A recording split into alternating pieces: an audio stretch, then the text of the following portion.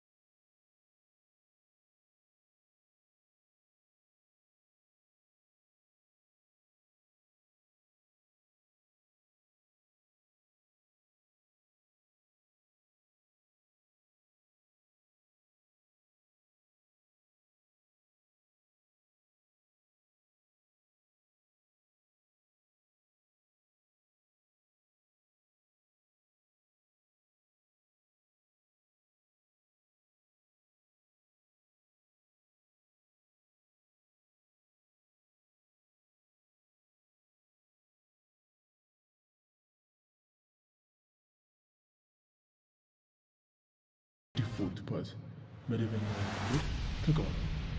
መደበኛውን መንገድ ተቃውሞ ሲል ምን ለማለት ፈልገው ነው?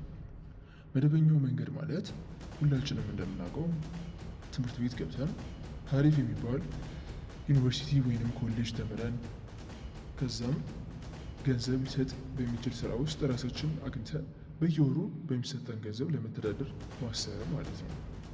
ስለዚህ ይሄን ነገር አቋርጡትና አክሴፕት ዘ ፓዝለስ ፓዝ ፓዝለስ ፓዝን ተከተሉ ይላል። ግን ፓዝለስ ፓዝ ምንድን ነው የሚለውን ነገር ከመናገሬ በፊት ስለ አንድ ኢንስፓይሪንግ ስቶሪ ንገራችሁ። ቤተልሔም ጥላሁን አለሙ ትባላለች። አብዛኞቻችሁ እንደምታውቋት በዓለም አቀፍ ሶል ሬፐልስ የጫማ ኩባንያ እና ጋርድ ኦፍ ኮፊ ባለቤት የሆነችው ኢትዮጵያዊት የንግድ ስራ ፈጣሪ ኢንተርፕረነር ነች። በእነዚህ ስራዎቿም ቤተልሔም በታዋቂው የአሜሪካ የቢዝነስ መጽሔት ኳርትዝ ከአፍሪካ 30 የድንቅ ፈጣሪ ባለቤቶች ተካታ ነበር። እንዲሁም በፎርብስ መጽሔት የ2011 የዓመቱ አፍሪካውያን ወጣት ሚሊዮነሮች ዝርዝር ውስጥ ነበረች። ይህም የፓዝለስ ፓዝን ቁልጭ አድርጎ ያሳያል። ቤተልሔም ትምህርቷን ከዩኒቲ ኮሌጅ ተመርቃ የመንግስት ሰራተኛ እንደነበረች ትገልጻለች።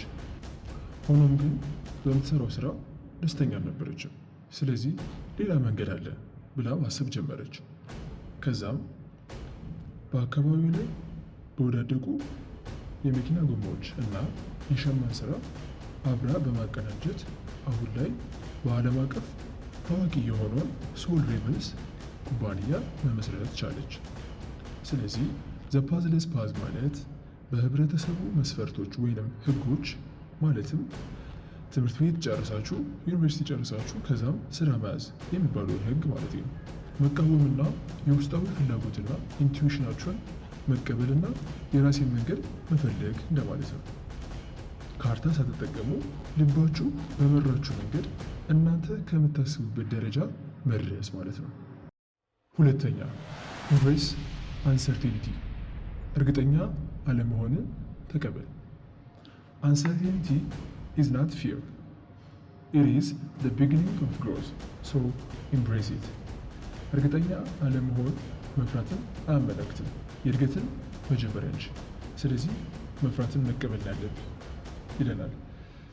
ከዚህ በፊት በገለጽኩት ቤተልሔም ታሪክ ስንመለስ ቤተልሔም ሶል ሬፐልስን ስትመሰርት እንደዚህ በዓለም አቀፍ ታዋቂነትን ያገኛል ብላ ነበር። አሁን ላይ ራሴንና ማህበረሰብን እንዴት መቀየር እችላለሁ ብላ ነው የጀመረችው። በእነዚህ ፕሮሰስ ላይ ብዙ አንሰርቴን እንድትሆን ያደረጋት ነገሮች እንደነበሩ ትናገራለች።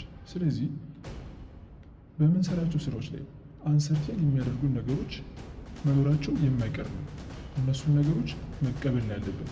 ከዛም ተቀብለን ወደፊት ነው መራመድ ያለብን እንጂ እነዛ ነገሮች እንዲያደናቅፉ መፍቀድ የለብንም። ሶስተኛ ሪዲፋይን ዩር ሰክሰስ፣ የእናንተን የስኬት ትርጉም ቀይሩት። በ2019 ጋሉፕ ሰርቬይ ጥናት መሰረት 97% የሚሆኑ ሰዎች ስኬትን እንደዚህ ብለው ገልጸውታል። በጣም በሚወዱት ነገር ላይ ምርጥ ሆኖ መገኘት ነው። ይደግማሉ። በጣም በሚወዱት ነገር ላይ ምርጥ ሆኖ መገኘት ነው ብለው ገልጸውታል። ነገር ግን አብዛኞቻችን ስኬትን ከባለጠግነት፣ ከፍተኛ የስራ ደረጃ ማግኘት ወይም ታዋቂ መሆን ጋር እናገናኘዋለን። በዚህም የተነሳ ትኩረትና ክብር ብዙ ገንዘብ ላለው ወይም ታዋቂ ለሆነ ሰው ሲሰጥ ይታያል። ሆኖም ግን ሀብታሞች ሆነን ታዋቂዎች ሆነን ደስተኛ እንሆናለን ብለን ስናስብ በተቃራኒው ባዶነት ይሰማናል። ይህንም አራይቫል ፋላሲ እንለዋለን። ስለዚህ ይህንን ባዶነታችን ለመደበቅ ምን የምናደርግ ይመስላችኋል? አዎ ትክክል ናችሁ። ቀላሉ መንገድ ነው የምናደርገው። ስሜታችን እናስወግዳለን። ግባችን ማሳደግ ነው። ተጨማሪ ገንዘብ፣ ትልቅ ቤት፣ አዲስ መኪና፣ ከፍተኛ ደሞዝ እና ይሄ ሳይክል አሁንም ይቀጥላል ማለት ነው። ስለዚህ የሰክሰስን ትርጉም አሁንም ቀይሩ። በምትሰሩት ነገር ላይ በእያንዳንዱ ነገር ደስታን የሚያስገኛችሁ ነገር አድርጉ።